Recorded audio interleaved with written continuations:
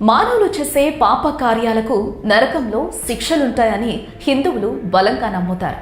స్వర్గం, నరకం అనేవి ఉంటాయని, పుణ్యాత్ములు స్వర్గానికి వెళితే పాపం చేసిన వారు నరకంలో కఠిన శిక్షలు భరించాల్సిందే అని పెద్దలు చెబుతూ ఉంటారు. అసలు నరకంలో ఏ పాపానికి ఏ శిక్ష వేస్తారు అనేది గరుడ పురాణంలో స్పష్టంగా తెలియచేశారు. వాటి గురించి ఈ వీడియోలో తెలుసుకుందాం. గరుడ పురాణం ప్రకారం విధించే శిక్షలేంటో తెలుసుకునే ముందు అసలు గరుడ పురాణం అంటే ఏంటో తెలుసుకుందాం. గరుడ పురాణం మన భారతీయుల విజ్ఞాన సర్వస్వం అని చెప్పుకోవచ్చు. ఈ పురాణంలో ఆచారకాండ, ప్రేతకాండ, బ్రహ్మకాండ అనే 3 భాగాలు ఉంటాయి. మొదటి కాండను పూర్వకాండమని, చివరి 2 కాండాలను కలిపి ఉత్తరకాండమని వ్యవహరిస్తారు. ఈ కాండలు ఒక దాని నుండి మరొకటి విస్తారంగా విభిన్న అంశాలతో ముడిపడి ఉంటాయి. అధ్యాయాల సంఖ్యలో కూడా పోలికుండదు. ఆచారకాండలో 240 అధ్యాయాలు, ప్రేతకాండలో 50 అధ్యాయాలు, బ్రహ్మకాండలో 30 అధ్యాయాలు ఉన్నాయి. ఆచారకాండలోని అధ్యాయాలలో 14 పురాణ లక్షణాలపై, 48 వైద్యంపై, 61 ధర్మశాస్త్రాలపై, 8 నీతులపై, 13 రత్నశాస్త్రంపై, 43 ఖగోళ, పదార్థతత్వ, వ్యాకరణాది విభిన్న విషయాలపై విజ్ఞానాన్ని ప్రసాదిస్తాయి.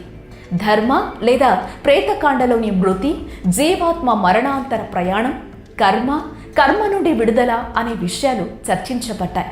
ఇందులో మరణానికి ముందు కనిపించే శకునాలు, నరకానికి మార్గము, ప్రేత జీవనము, నారకీయ శిక్షలు, స్వప్న శకునాలు, అపరకర్మ కాండాదులు మరే పురాణంలోనూ లేనంత గొప్పగా ఇందులో వర్ణింపబడ్డాయి. సాక్షాత్తు శ్రీ మహావిష్ణువే పరమ శివాదులకు ఈ విషయాలను వివరించటం వల్ల ఇది పరమ పవిత్రను ఆపాదించుకుంది. శ్రీకృష్ణ గరుడ సంవాద రూపంలో ఉన్న బ్రహ్మ లేదా మోక్షకాండ ఉపాధి, మాయ, అవిద్యలను ఖండించి నిజమైన జ్ఞానాన్ని ప్రతిపాదిస్తోంది. మధ్వాచార్యుల ద్వైత సిద్ధాంతాన్ని ఇది బలపరుస్తోంది. ఇక ఇందులో తిరుపతి, తిరుమల అనే మాటలను వాడకుండానే శ్రీనివాసుని ఆయన కొలువైన కొండలన్నిటినీ కోనేటి పరంపరతో సహా ఈ పురాణం వర్ణించింది. ఇంకా ఎన్నో అంశాలను ఇందులో ప్రస్తావించడం జరిగింది. అయితే గరుడ పురాణం అనగానే అందరికీ ముందుగా గుర్తొచ్చేది నరకంలో విధించే శిక్షలే. వ్యాస మహర్షిచే రచింపబడిన అష్టాదశ పురాణాలలో ఒకటైన గరుడ పురాణంలో ముఖ్యంగా మనిషి మరణించిన తరువాత వెళ్లే నరకలోక వర్ణన గురించి ఉంటుంది. ఇంకా మానవుడు చేసే వివిధ పాపాలు, వాటికి నరకం లోకంలో విధించే శిక్షలు, పాపాలు చేస్తే వాటిని ప్రాయశ్చితం, పుణ్యం సంపాదించుకునేందుకు వివిధ మార్గాలు, పితృకార్యాల వర్ణన కూడా ఉంటుంది. అలా మనిషి చేసే కొన్ని తప్పులకు నరకంలో ఎలాంటి శిక్షలు ఉంటాయో ఇప్పుడు తెలుసుకుందాం.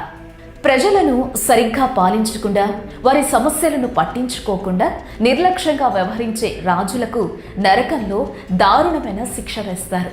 అంతకుముందు వారిని దారుణంగా కొడతారు. ఆ తరువాత శరీరాలను రోలర్ కింద వేసి నలిపేస్తారు. ఇక ప్రజల ధనం, వస్తువులు దోపిడీ చేసే వారిని యమభటులు తాళ్లతో దారుణంగా కట్టేసి రక్తం వచ్చే వరకు కొడతారు. రక్తాలు కారుతున్నప్పటికీ కొట్టడం ఆపరు. వారు పడిపోయే వరకు అలా కొడుతూనే ఉంటారు. అలాగే జంతువులను చంపే వారిని జంతువులను నరికినట్టే ముక్కలు ముక్కలుగా నరికి పోగులు పెడతారు. ఇక ఆడ, మగ ఎవరైనా ఒకరు ఇంకొకరిని లైంగికంగా వేధించిన, అత్యాచారం చేసిన నరకంలో వారి జననావయవాలను కత్తిరిస్తారు.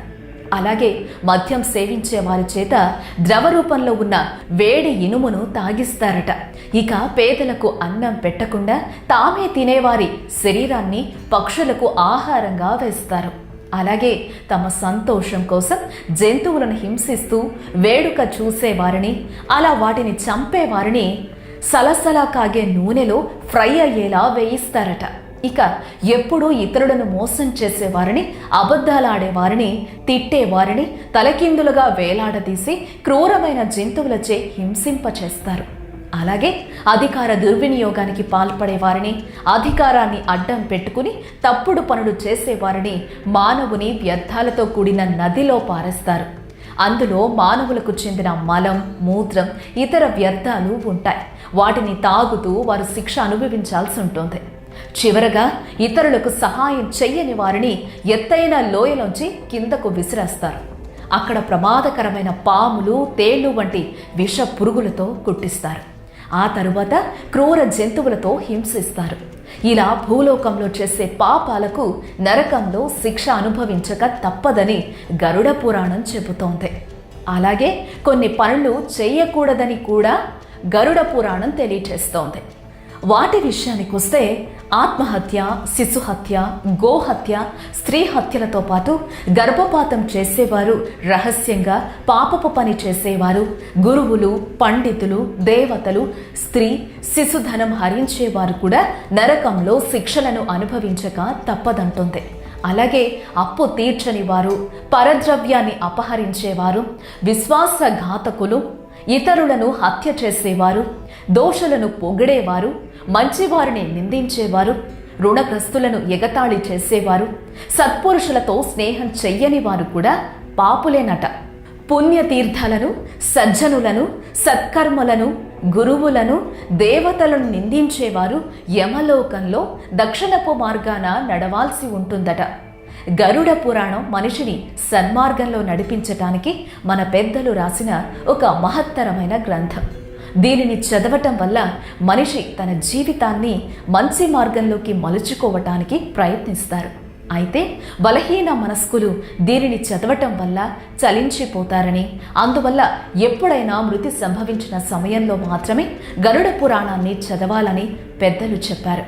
కానీ గరుడ పురాణం ఇంటిలో ఉండటం కూడా మంచిది కాదని జరిగే ప్రచారాల్లో ఏమాత్రం యథార్థం లేదని పండితులు చెబుతున్నారు. కాబట్టి గరుడ పురాణం ద్వారా వ్యాసుడు ఏం చెప్పారనేది మనం స్పష్టంగా తెలుసుకోవచ్చు. సో ఇది ఫ్రెండ్స్, గరుడ పురాణం ప్రకారం మానవుల పాపాలకు నరకంలో వేసే శిక్షల గురించి మేము మీకు అందిస్తున్న సమాచారం.